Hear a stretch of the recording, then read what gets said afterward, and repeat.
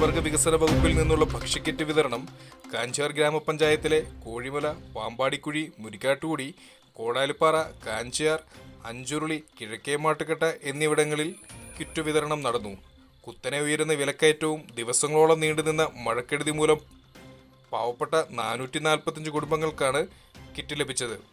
S T promoter Aswathy Ramesh അധ്യക്ഷത വഹിച്ച യോഗത്തിൽ 1-ാം ward member Shri Anandan VR വാഴപ്പറമ്പിൽ ഉദ്ഘാടനം ചെയ്ത് സംസാരിച്ചു.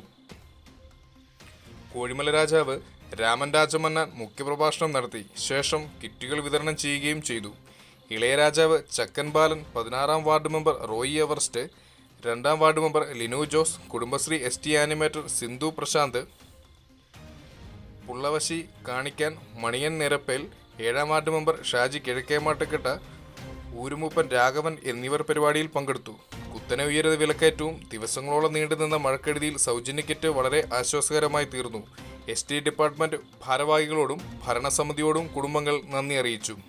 കേരളത്തിലെ പട്ടികജാതി പട്ടികവർഗ ജനവിഭാഗങ്ങളുടെ മനുഷ്യവിഭവശേഷി ഫലപ്രദമായി പ്രയോജനപ്പെടുത്തി അവരെ നൂതനമായ സ്വയം തൊഴിൽ സംരംഭങ്ങളിൽ ഏർപ്പെടാൻ പ്രാപ്തരാക്കുകയും അതുവഴി ദേശീയ വികസനത്തിന്റെ മുഖ്യധാരയിലേക്ക് കൊണ്ടുവന്ന് അവരുടെ സർവോത്മകമായ പുരോഗതി കൈവരിക്കുകയും ചെയ്യുക എന്ന പരമമായ ലക്ഷ്യം മുൻനിർത്തി 1972 രൂപം കൊണ്ട സ്ഥാപനമാണ് കേരള സംസ്ഥാന പട്ടികജാതി പട്ടികവർഗ വികസന കോർപ്പറേഷൻ.